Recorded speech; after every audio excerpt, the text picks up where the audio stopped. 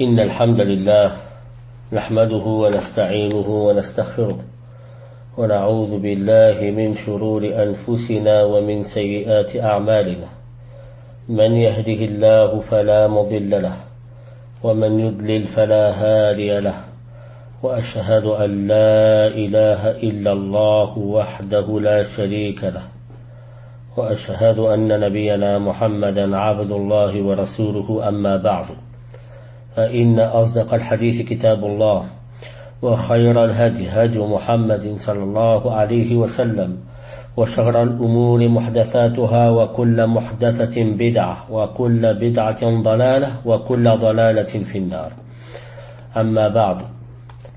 Après avoir évoqué le récit de l'immolation d'Ismaïl alayhi salatu wassalam et en ayant tiré de nombreuses sagesses, nous allons évoquer la naissance d'Ishaq alayhi salatu wassalam, le deuxième fils d'Ibrahim.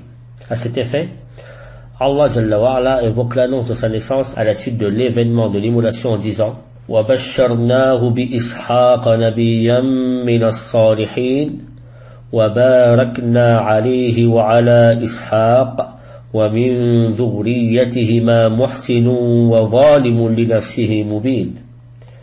Surat numéro 37, les versets 112 et 113. Allah dit tabaraka wa ta'ala, dans le sens des versets, nous lui fîmes la bonne annonce de Ishaq comme prophète d'entre les gens vertueux, et nous bénîmes Ibrahim ainsi que Ishaq. Parmi leurs descendants, il y aura celui qui fait le bien et celui qui est injuste envers lui-même en commettant le mal. Cheikh Abdurrahman ibn Sa'di rahimahullah tabaraka wa ta'ala a dit en commentaire de ces deux versets, ceci est la deuxième bonne annonce faite à Ibrahim alayhi salatu wassalam, et elle concerne ici Ishaq et après lui Ya'qub alayhi wassalam.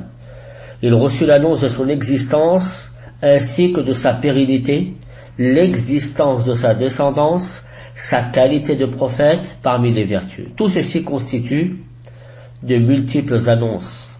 Puis Allah dit tabaraka wa ta'ala, nous bénîmes Ibrahim ainsi que Ishaq, c'est-à-dire que descendîmes sur eux les bénédictions dans leur science, dans leurs actes et sur leur descendance.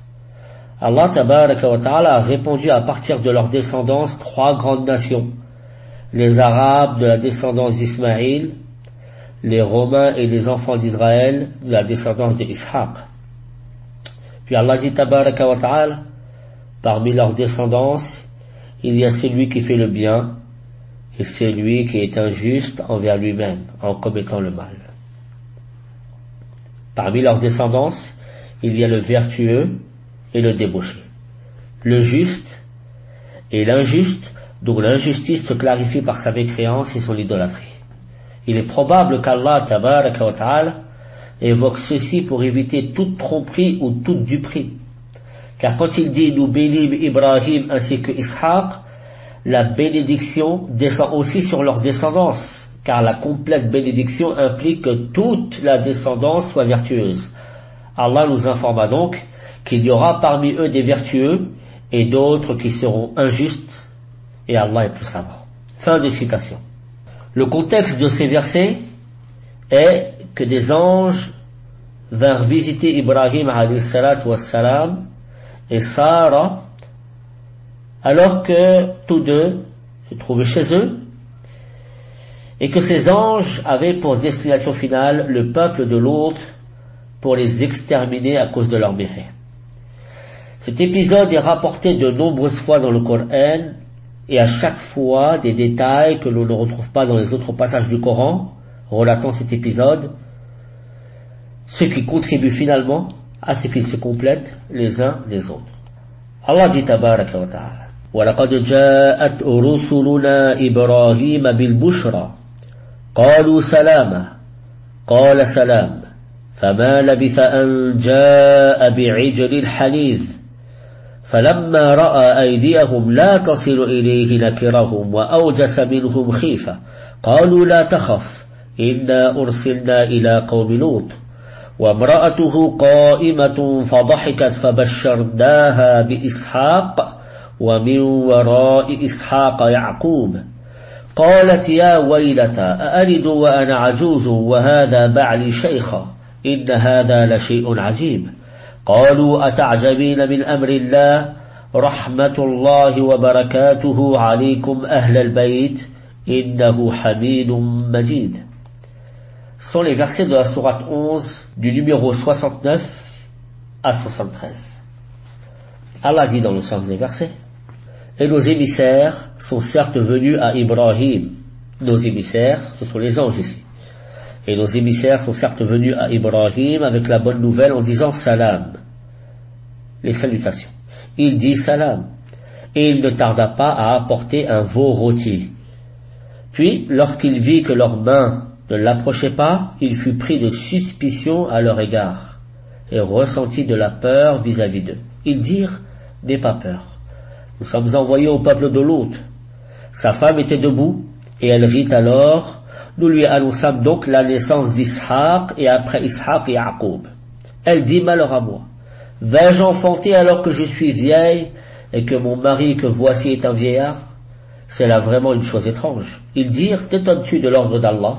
Que la miséricorde d'Allah et ses bénédictions soient sur vous, gens de cette maison. Il est vraiment digne de louange et de glorification. L'imam Ibn Kathir, rahimahullah tabaraka wa ta'ala, a tenté d'expliquer ces versets coraniques en rapprochant les deux autres récits cités dans le Coran concernant cet épisode. Il dit en synthèse: Allah Jalla Jalalu nous rapporte que lorsque les anges, qui étaient au nombre de 3, Jibril, Mikaïl et Israfil, avec entre parenthèses une divergence concernant ces 3 anges, lorsqu'ils rendirent visite à Ibrahim, Ibrahim les prit d'abord pour de simples hôtes et agit avec eux de la sorte. Il fit rôtir pour eux un de ses meilleurs veaux et le leur servit.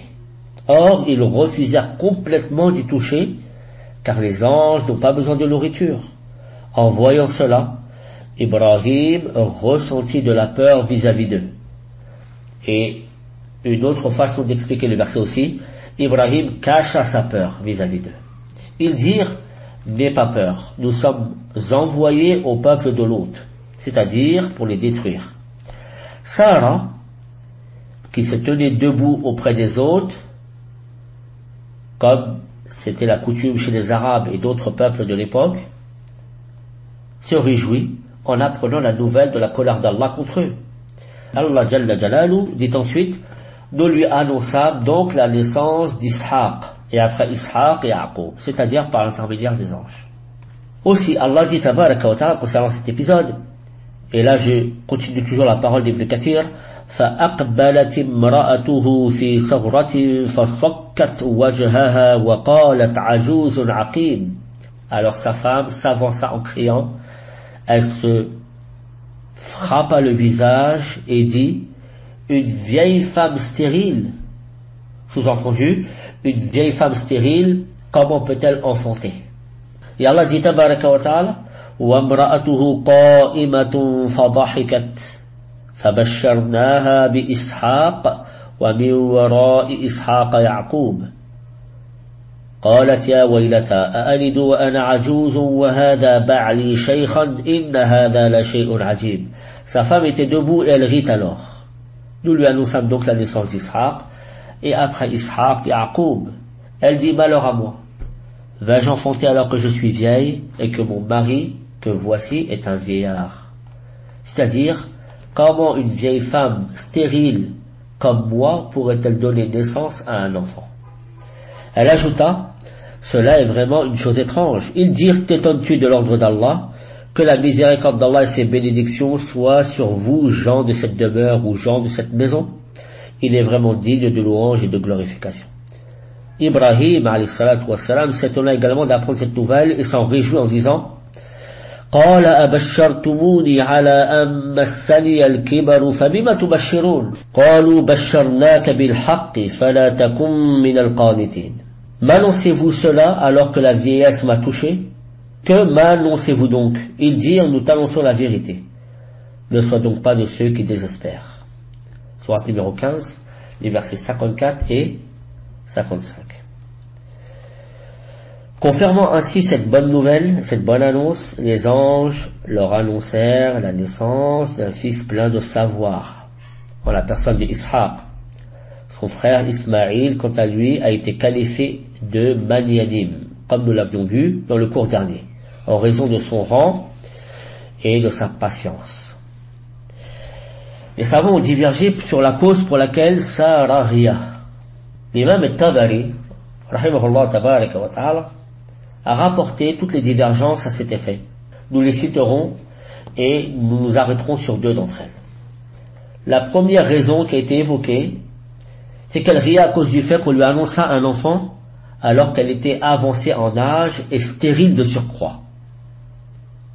Deuxièmement, elle ria pour le fait que le peuple de Lot allait être châtié alors qu'ils étaient dans une insouciance flagrante. Troisième cause, à cause du fait qu'il leur avait proposé de la nourriture mais ils n'y touchèrent pas. Quatrièmement, elle pensa qu'il voulait s'adonner aux turpitudes du peuple de Lot, à savoir l'homosexualité. Cinquièmement, elle ria lorsqu'elle vit la peur chez son mari, alayhi salatu wassalam. Il y a deux avis à retenir sur toutes ces divergences. Le premier, c'est qu'elle ria à cause du fait que le peuple de Lot allait être châtié alors qu'ils étaient dans l'insouciance. Ça, c'est notamment l'avis de Qatada, rahimahullah tabaraka wa ta'ala, qui a dit, lorsque Ibrahim, cachant en lui de la peur, les anges lui exposèrent la raison de leur venue. À ce moment-là, sa femme ria et s'étonna qu'un peuple puisse être dans l'insouciance alors qu'il s'apprête à se faire châtier. Fin de citation. C'est un avis qui est soutenu par un grand nombre de savants, et notamment à notre époque, par Mohammed Amin al-Shamqiti, rahimahullah tabaraka wa ta'ala.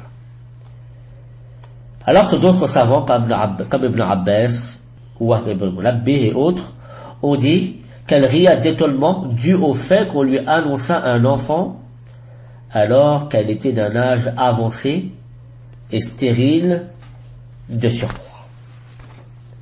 Ce qu'il faut retenir de ce récit, c'est que Sarah a bien reçu la bonne annonce d'une naissance, de la naissance de Ishaq. Mais pas seulement celle de Ishaq, mais aussi celle de la descendance de Ishaq, à savoir Ya'qub, qui est le père des enfants d'Israël. Et Ibrahim alayhi salatu wassalam fut réjoui de cette bonne annonce. À la suite de ces événements, l'imam Ibn Kathir, rahimahullah tabaraka wa ta'ala, nous rappela que la Kaaba, nous en parlerons en détail dans le prochain cours, inshallah tabaraka wa ta'ala, la Kaaba a été construite par Ibrahim et son fils Ismaïl. Mais aussi, nous avons un hadith authentique où il est dit qu'entre la construction de la mosquée sacrée de la Mecque et la mosquée d'Al-Aqsa en Palestine, Al-Masjid al-Aqsa, il y a 40 ans. Ce qui sous-entend que la mosquée d'Al-Aqsa a été construite à l'époque d'Ibrahim alayhi salatu wassalam. Et de nombreux avis soutiennent que ceux qui ont construit Bayt al-Maqdis, ou le Masjid al-Aqsa plutôt, c'est Ya'qub avec son père Ishaq. Ceci pour nous dire que le fils aîné, le plus grand des deux fils d'Ibrahim, est bien Ismaïl. Et c'est celui qui était destiné à être immolé. Et c'est celui qui a été qualifié dans le Coran de Ghulamin Halim, enfant magnanim, plein de mansuétude et de patience. Alors que Ishaq a été qualifié de Ghulamin Alim, un enfant plein de science, car il deviendra un prophète à part entière. Alayhi salatu wassalam. نسأل الله تبارك وتعالى أن يوفقنا لما يحبه ويرضى ونسأله جل وعلا الهدى والتقى والعفاف والغنى سبحانك اللهم وبحمدك أشهد أن لا إله إلا أنت أستغفرك وأتوب إليك بارك الله فيكم وجزاكم الله خير الجزاء. Nous parlerons la semaine prochaine Inch'Allah tabaraka wa ta'ala en détail de la construction de la Kaaba, bien que nous y avons fait allusion dans des cours précédents, mais nous rentrerons en détail sur cet épisode important. Wassalamu alaikum wa rahmatullahi wa barakatuh.